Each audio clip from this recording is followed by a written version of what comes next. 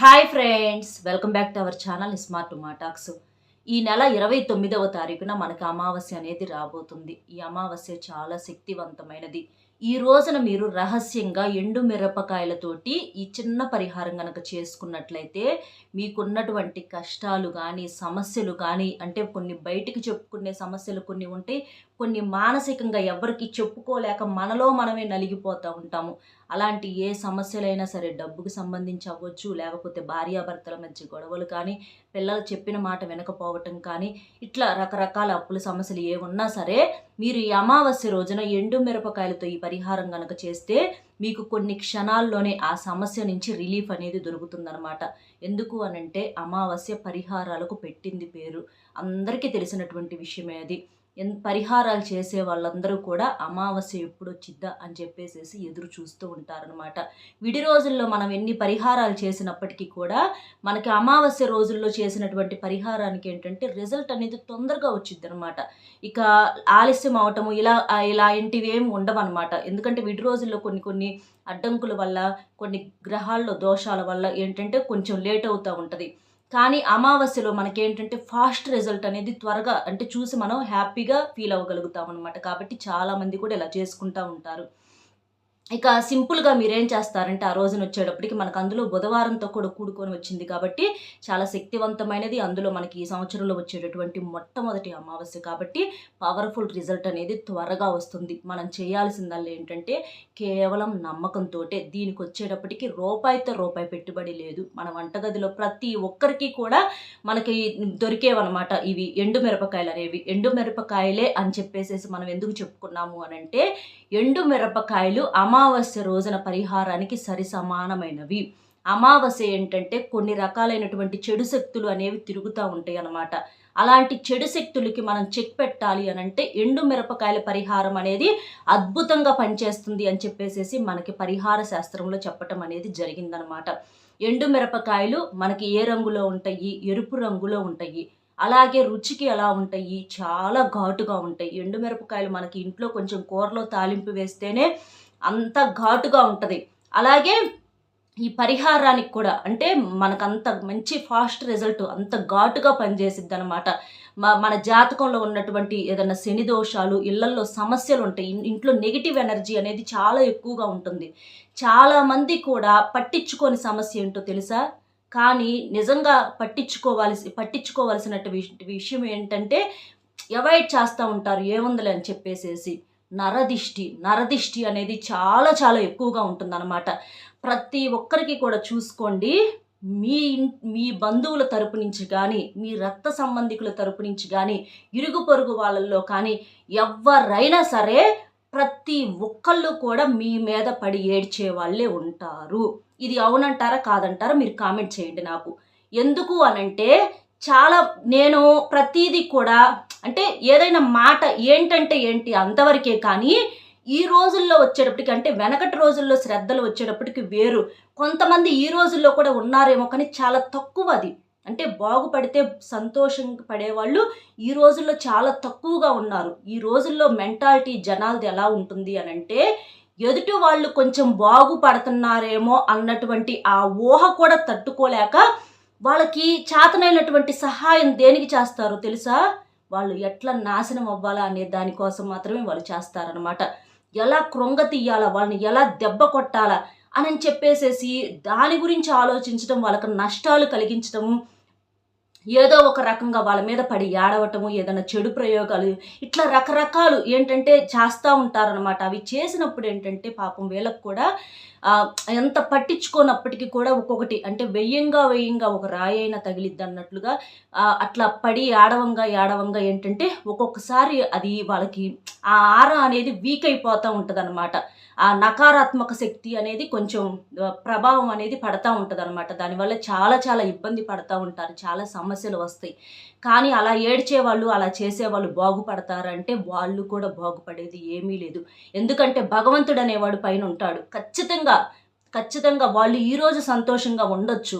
కానీ ఏదో ఒక రోజున వడ్డీతో సహా కూడా వాళ్ళకి బ్యాలెన్స్ అనేది తిరిగి వెళ్ళి ఏదో ఒక రూపేణా వాళ్ళు ఖచ్చితంగా అంతకంత అంటే ఈ రోజున వారి వల్ల ఎదుటి వాళ్ళు ఎంతైతే ఇబ్బంది పడ్డారో అంతకన్నా కూడా ఎక్కువ వందింతలు వాళ్ళు కూడా నష్టము, నరకం అనుభవించేటటువంటి అవకాశాలనేవి చాలా చాలా ఎక్కువగా ఉంటాయి.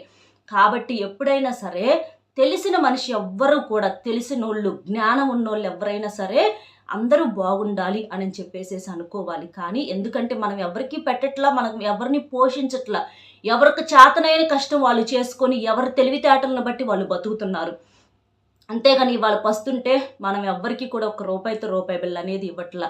అలా అది అర్థం చేసుకోకుండా ఏంటంటే జనము ఎవరి బతుకులు వాళ్ళు బతుకుతున్నా కూడా వారిని ఎట్ట నాశనం చేద్దామా, వారిని ఎట్ట ఇది చేద్దామా అని చెప్పేసేసి జనం గోతులు తవ్వుతున్నారనమాట. వెనకమాల ముందొక మాట, వెనకొక మాట. నవ్వులన్నీ విషపు నవ్వులు. నిజానికి ఒక్కొక్కరు ఇన్నరు అంటే లోపల మనిషిని గనక మనం మనసు అనేది గనక చూడగలిగితే ఒక్కర్ల మొహాలు కూడా మనం జీవితంలో చూడలేము. ఎందుకంటే అసలు మంచి అనేది ఈ రోజుల్లో లేదు. మంచి మాట అనేది ఎవ్వరికి కూడా పనికి రాదు. అందరూ కూడా అంటే అట్లా నాశనం అయిపోవాలి, వీళ్ళని ఎట్లాకొట్లా దెబ్బతీయాలని ఏడుపులు అనేవి చాలా ఎక్కువగా ఉంటాయి. కాబట్టి ఆ దిష్టి ప్రభావము ఇలాంటివన్నీ కూడా మీకు పోవాలి. ఇంటి మీద ఉన్నటువంటి దిష్టి, ఎందుకంటే వాటిని మనం ఎలాగో ఆపలేము. జనాన్ని మనం ఆపితే ఆగేవాళ్ళు కాదు కదా. ఎంతమందిని ఆపుతాము? మనకి సరిగ్గా తలుచుకుంటే ఒక్కళ్ళను కూడా ఆపలేము. ఎందుకు అనంటే పెదాల మీద నవ్వును తెప్పించగలుగుతాం కానీ కడుపులో ఉన్నటువంటి విషయాన్ని మనం చూడలేము, దాన్ని ఎవ్వరం కూడా ఆపలేము. అదే అంటారు, కడుపులో లేనిది కాళ్ళ మీద పడితే వచ్చిద్దా అని చెప్పేసేసి. అట్లా జనం అంటేనే చెడు. కాబట్టి అలాంటి చెడుని మనము ఎటు ఆపలేం. కాబట్టి దాని నుంచి బయటపడటం కోసం మనం సింపుల్గా కొన్ని పరిహారాలు చేసుకుంటే మనకు రిజల్ట్ అనేది ఈ అమావాస్య తిథుల్లో త్వరగా అనేది వచ్చిద్దనమాట. ఏం లేదు, సింపుల్గా మీరేం చేస్తారంటే ముందు ఇంటిని వాకిలిని శుభ్రం చేసుకోండి. ఇల్లు తుడిచేటటువంటి నీళ్ళల్లో కూడా మర్చిపోకుండా కొంచెం రాళ్ళ ఉప్పు, కొంచెం పసుపు వేసి మీరు ఇల్లు తుడుచుకోండి. అలా చేయటం వల్ల ఇంట్లో ఉన్నటువంటి చెడు నెగిటివిటీ మొత్తం కూడా చాలా వరకు కూడా క్లియర్ అయిపోతుంది. ఎందుకంటే ఇంటి మీద దిష్టి అనేది ఉంటుంది కదా. రకరకాలుగా మనము బయట నుంచి వస్తూ ఉంటాం. ఇలా చాలా రకాలుగా ఇలా జనాల ఏడుపులు ఇవన్నీ పోవటం కోసము ఖచ్చితంగా ఇల్లు తుడిచేటప్పుడు మాత్రం అలా చేయండి. అలాగే మీరు స్నానం చేసేటటువంటి నీళ్ళల్లో కూడా కొంచెం రాళ్ళ ఉప్పు, అలాగే కొంచెం పసుపు, ఇంకా మీకు కుదిరితే తులసాకులు కానీ ఇలాంటివి కూడా ఏమన్నా ఉంటే వేసుకొని స్నానం చేయండి. అలా చేయటం వలన చాలా వరకు కూడా 50-60% వరకు దిష్టి ప్రభావము, ఆ చెడు ఏదన్నా ఉంటే కూడా మొత్తం గ్రహించేసి మనకి చాలా వరకు కూడా రిలీఫ్గా ఉంటుంది. కాబట్టి సింపుల్గా ఇది చేసేసి తర్వాత మీరేం చేస్తారు అని అంటే ఎండుమిరపకాయలు వచ్చేటప్పటికి 4 ఎండుమిరపకాయలు తీసుకోండి తొడిమలతో సహా. పచ్చిమిరపకాయలు కాదు, ఎండుమిరపకాయలు తీసుకోండి తొడిమలతో సహా. ఎరుపు రంగులో ఉండేవి తీసుకోండి. కొన్ని నలుపు రంగులో కొంచెం ఎక్కువ చానాలు నిలవ ఉన్నాయి అయితే నలుపు రంగులో ఉంటాయి. అవి కాకుండా చక్కగా ఎరుపు రంగులో ఉండేటటువంటి 4 అంటే 4 చాలు. ఈ పరిహారానికి ఎక్కువ అవసరంలా. అవి తీసుకొని మీరేం చేస్తారంటే మీరు మీ ఎడమ చేతితో పట్టుకొని ఇట్లా మా మీద ఉన్నటువంటి దిష్టి పోవాలి అని చెప్పేసేసి అనుకొని మీ ఇంట్లో ఉన్నటువంటి ప్రతి రూమ్లో కూడా తిరగండి. అలా తిరిగేసేసి చక్కగా తర్వాత మీరేం చేస్తారంటే ఆ దిష్టి ప్రభావం అనేది మీ మీద కూడా చాలా వరకు కూడా ఉంటుంది. కాబట్టి మీ తల చుట్టూతా కూడా 4 సార్లు మీకు ఆ దిష్టి చెడు ప్రభావం అంతా కూడా పోవాలి అని చెప్పేసేసి మీ తల చుట్టూతా కూడా 4 సార్లు తిప్పేసుకోండి. 4 సార్లు తిప్పేసుకోవటం వల్ల ఏంటి అని అంటే 4 దిక్కుల నుంచి వచ్చేటటువంటి సమస్యలను మనం చాలా వరకు కూడా ఆపగలుగుతాము.